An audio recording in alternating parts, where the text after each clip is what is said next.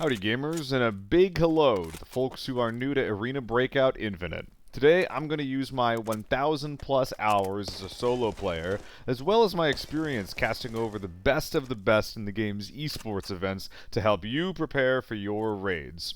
We'll be going over the basics of combat and armor, as well as what a cost-effective kit looks like that you can use in your raids. There are 6 tiers of armor and basically 6 tiers of ammo in the game. If you have the ammo that equals the armor, so tier 3 ammo shooting into tier 3 armor, generally speaking, you'll be able to pierce that person's armor and take them down very, very quickly.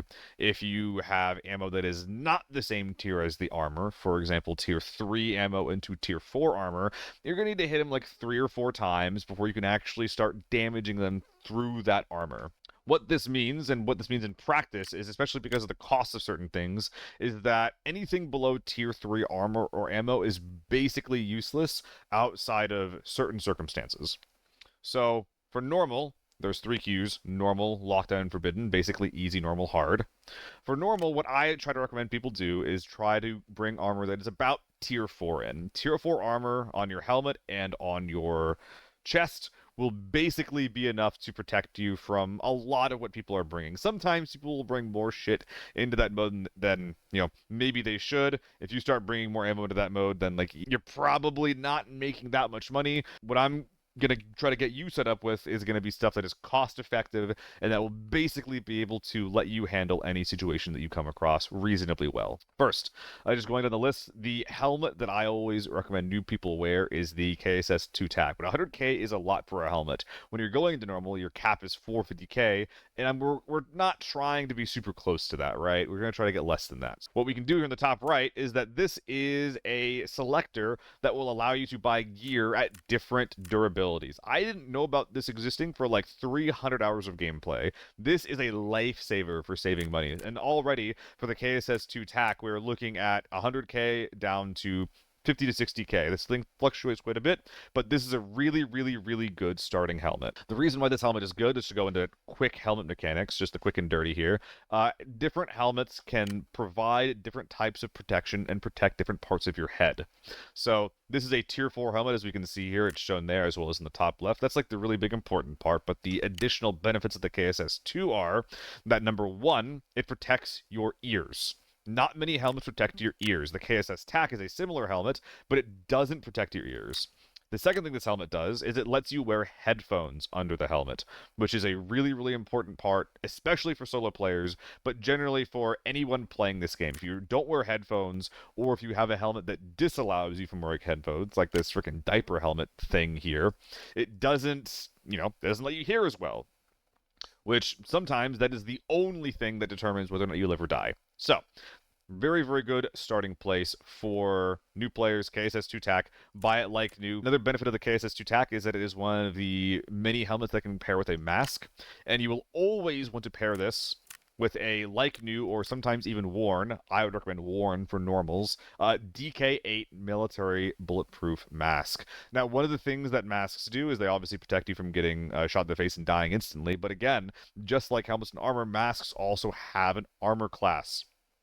Now, a lot of tier 4 helmets, with the KSS2 included, can wear different types of masks, but this is one of the few tier 4 helmets that can actually wear a tier 4 mask as well. So for about 60k, you're getting, basically full head protection at tier 4, which is going to be incredible for normals. It's very, very cheap. It's one of the most cost-effective things you'll spend your money on. Now, for armor, we're looking at tier 4 once again. Tier 4 is getting a little bit more expensive, so we can do the same thing here, going to like new. You can buy any one of these. They're kind of interchangeable. I wouldn't recommend the 6B23 specifically because it does slow you down so much. A lot of helmets and armor will give you various types of movement ergo penalties, but another option that you can do if you're trying to save more money is wearing an armored rig. Now, what an armored rig is you see that they also give you protection, but it is armor and storage built into one.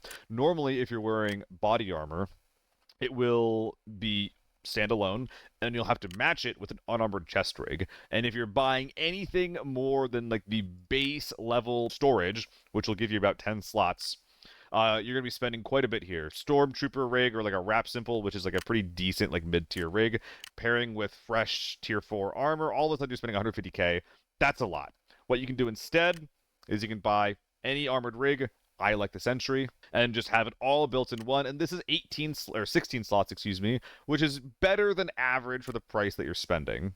Last, you get to choose your backpack and headset. Backpack is pretty hard to justify right now. As long as you're just playing normally, you should basically always be buying the medium camping bag, especially if you're not going in with any particular type of goal. This is a really, really cheap all-around bag. 16 slots for $2,000 is basically as good as you're going to get. Headset as well. If you have a helmet that lets you wear headphones, you should basically always wear it. Never buy the COM 1s. You should always at least be buying the M32s. You can definitely go higher than that. Basically, the audio quality gets higher. In the case of the GS2, the range gets increased significantly, but obviously the price tag might not be worth it for you. The big part of the Commanders, which is probably the most popular headset overall, is that it has a strong noise reduction. So things like wind and rain and a lot of your own noises will be a lot quieter to you in these headphones and other options. That being said, especially for normals, I wouldn't recommend going over the M32s personally. Now let's start talking about different kinds of guns that you're going to be interested in. So when I'm thinking about normals mode and gun recommendations, I'm generally basing what is cost effective based on the cost of the ammo. So we're looking specifically here at tier 3. It'll be able to deal with tier 4 and below armors relatively well. Tier 4 and Tier 5 ammo, it gets really, really expensive. I don't think that any auto gun should be running Tier 4 ammo into a normals lobby. You're going to be spending a lot of money, and compared to like for what you're fighting, I don't think you're going to get your money's worth from it. The rounds that are going to be extremely cost-effective for you to run are going to be 5.45 PP, 5.8, DBP87. These are all Tier 3 rounds. And then 7.6239 PS ammo. Let's go ahead and go to the gunsmith and see if there's any guns that are good that are also fitting those calibers. There's a lot of kind of trap guns in this game that end up being kind of bad. If you want to see more thoughts on that, I have a tier list video. I'll be avoiding a lot of the guns that I ended up putting in D and even C tier for a lot of these, for all our normal and even lockdown kits. Thinking right now about 5.45 caliber, there's actually quite a few decent guns that we can run, but one of the most cost-effective 5.45 guns to run is honestly the AK-12. AK-12 is just one of the most easy-to-use guns in the game. It has almost no recoil, and there's basically nothing you can do build-wise to break the gun, because it needs so little help. For a normals game, we will be trying to keep this build as low to the ground as possible, and the way that I'll recommend that is probably with something like this. Maybe without a scope. I think that for early on, you probably want to focus on using cheaper red dots. And the 45 rounders are basically an extended mag that they're 1x3s instead of 1x2s. So they might not always fit whatever rig that you're bringing in, but it doesn't affect your gun stats negatively like some other things do. And it gives you that extra capacity while being extremely cheap. So something like this is what my budget AK-12 would look like. And I can save this build and share some of the builds later for you guys if you want to end up using some of these budget builds. So, 5.8. There's only two guns that are in this caliber, and they're both very, very good for what they are. The T951 and the TO3. Both of these guns use 5.8. We saw their ammo usually fluctuates between 150 and 200 per round, which is an insane deal. So these two guns do pretty similar things. Their fire rates, as you can see, are relatively similar. But basically, the way that you want to draw distinctions between these two guns is the T95 does not hit as hard, but like the AK-12, is one of the most stable guns in the game. This is like the best rookie assault rifle that I think anybody could possibly ask for. I don't even need to customize it to have a good time with this gun. You can put like a couple of attachments on it, and if you do, then use one of the extra rail handles. Don't use the standard one, but you don't have to. You don't need the cheap grass. You don't need any of these things. But if you do decide to, it'll still be pretty cheap, probably running you about, 120k or so. This is a really good gun to like experiment with building yourself, because kind of like the AK-12, there's kind of nothing that you can do to fuck with it. Like, it's just going to be good regardless. TO3 almost has the opposite problem. This gun hits harder and shoots faster, so more damage per shot, and has technically more range than T95. but it does have a lot more recoil. I really enjoy it. It feels like a really, really fun gun to use, and everything about it just screams budget. While there are a lot of ways that you can, spend money to try to make the thing better, basically nothing will actually make the gun feel good to use. Building it out gets expensive quickly, so I would actually recommend don't build it out, run it stock with a 40-round mags, and then just let it rip. This is how I bring this gun into any queue I play, whether it be normal, lockdown, or forbidden. It is a budget AR. That is what you're getting out of it. It'll do that role very, very well for you. And honestly, you can just drop it for other things that are more expensive and more valuable when you find them. I like this gun a lot. Lastly, in the 7.62 39 caliber, I have two suggestions for you. And the first one I think is going to be a better all-around gun. The first one is the new ZC assault rifle. This thing is one of the new Season 3 weapons, and it is honestly incredible for the price point that you're getting. We already saw that 7.62 PS ammo is about $350, $400 per round, which is very, very cheap for what you're getting here, which is a 750 RPM, so quite fast, same as the RPK, a little faster than the AK-12. 7.62 is a bigger round as well, so a lot of the time you're going to be hitting people harder than they're hitting you. This is one of the best budget 7.62 rifles that you could ask for, and it kind of like the TO3, like the recoil feels slightly awkward. What I've done to this thing is, budget grip. There's a receiver that will help your recoil a little bit, and I just kind of go to town with that. Now, the price tag on this is going to look kind of scary, but, and this is true for the AK-12 as well, there are different contacts that will have different trades, and if you get enough time into the game, then eventually you'll be able to unlock the AK-12 and the ZC trades. This trade is actually insane. This trade is bonkers. It used to be busted, where you could just repeatedly do this trade and make money. It still might work. You might want to test this yourself if you want to make some free money, but at the very least, even if the trade is not infinite and profitable, it'll always be a good idea to do this trade and run the gun. Building this gun from scratch is 120k. Doing the trade is between 60 to 80k. You're usually saving about half the cost of the gun when you do this trade. Same with the AK-12. It's not quite as lucrative for the AK-12, but still, if you're planning on running the gun, doing the trade is never a bad idea, especially if you're not planning on replacing any of the parts. I'm a little bit nervous to share this as like a budget player's kit, but another really, really good 7.62 rifle is the AEK. Now, they did recently nerf this thing, and that kind of made people stop running it, and a really funny side effect of people not running this gun is that it's kind of cheap. This is also probably the second best gun in the game. There are, kind of like the TO3, there are ways that you can spruce this thing up and make it really, really expensive that I absolutely would not recommend you do in a normals game. However, there are more ways that you can make this gun a lot better, but at 800 RPM, like, this gun is going to win you any CQC fight that you get into at normals. It is a beast, even if you only have PS Tier 3 ammo into it. And looking at the price point that we're getting this thing at, it's a dang good deal. This thing is a cannon. It's going to kick harder than basically any other gun that I showed you on this list, but you will never lose a DPS race while you're using this weapon. So those are all the ARs that I'd recommend. After that, there are also DMRs in this game, and the first one that I would recommend players, that is the SVTU. This is one of the most bad, awkward feeling guns to use in the game. However, it does fire a gigantic round, and it only will cost you about 80k. Everything about this gun feels bad. It slows the velocity of your rounds down quite a bit. It has 13 ergo, which is your ADS speed. However, it shoots a big round, and if you headshot them and with a big enough bullet, they will just fall over. So this is a decent option to 80k. It's basically like a really, really good starter DMR, or honestly even like a secondary. Other options. The SVD is actually a pretty reasonable option for normals. It's a bit expensive, but your ammo is going to be kind of cheap, especially if you're running LPS. This is also one of those guns that you can run into Lockdown or Forbidden if you have big enough ammo. Decent options here are honestly like the 4X or the 2.5, and if you just want like a really, really cheap budget setup that'll let you have like a close range optic and a mid-range scope, Incline is a really, really good way to go.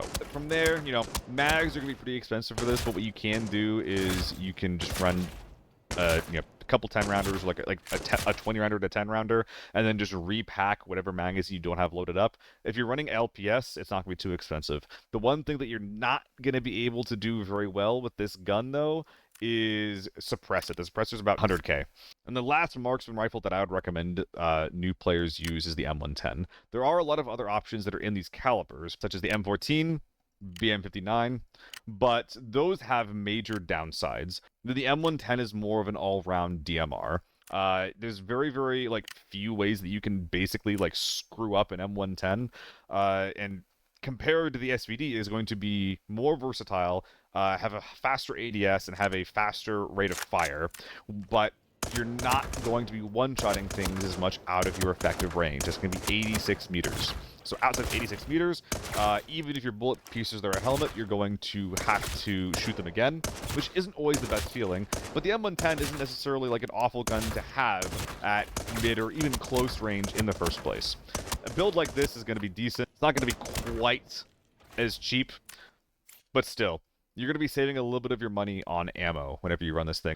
So now that we have all of our gear here, the reinforced case, the best use of this, generally speaking, less so in normals, but definitely like moving forward, is to fill full of ammo.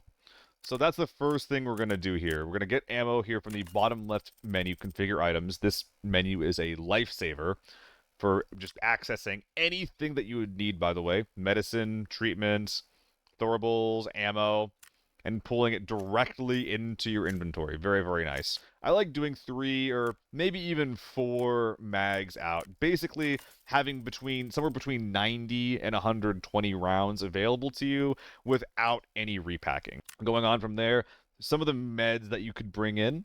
One of the things that I like bringing a lot is 2 to 3 E3 med bags. This is one of the most cost-effective, like relatively high-speed healing med kits that we have access to. If you don't want to bring one of these, then bring just like a bunch of meal kits is a decent option, but this is going to give you about the same amount of healing for a similar price at a much faster speed. So I bring these in my raids. I bring 3. If you feel like that's too much, you can bring 2, or you can bring the meal kits if you want. Nades are almost always useful, but one of the really nice things to pair with them is also stun grenades. This is what I bring in basically all of my raids. I wouldn't necessarily say that you need throwables as a super new player. You should definitely focus more on maneuvering around the map and, you know, using your gun properly. So bring these if you want, or if you just want some really, really cheap throwables, Molotovs are also a reasonable option as well. This game also features a hunger and thirst mechanic, so cheapest options there are going to be water and biscuit. Bring these in all of my raids. You can drop them as just things that are useless whenever you find better loot, or you can use them whenever you need them. Very, very cheap things that there's honestly no reason not to bring into a raid. Surge kits as well, almost forgot about those. So this is something that's going to be a little bit more up to you, especially if you split the money in a bigger case. This is a pretty good place that you can put it in like a 2x2 or a 2x3. However, if you don't have one of those, one option, simple surges or a standard kit, pretty expensive though, as we can see, 35k for just one, and that'll be 4 uses, whereas the simple surge, 25k for just one. So buying 4 of these is going to be one of your better options. Just like your biscuit and your water, you can drop these things if they ever get in the way, or replace them with better surgery kits that you find out in the field. Lastly, before I forget, one of the better options for painkillers is going to be energy drinks. Bringing these in. They're called energy drinks, but what they actually do is they basically put you into an effect called being sedated. Being sedated is a very, very important condition to have when approaching fights, because it basically doesn't immobilize you if you break a leg, or just completely screw your aim if you break an arm. It makes your character not moan in pain as a result of these injuries, which is very, very good. Audio is very important in this game. But it also just completely negates the negative side effects of these limbs breaking as well. Anyway, this is probably one of the cheapest and most reasonable normal kits that I could come across, or that I would build. Again, feel free to replace the rifle with whatever kind of primer you'd want to bring in. But I think this is a pretty good option for you. And if you end up using it, let me know how it goes.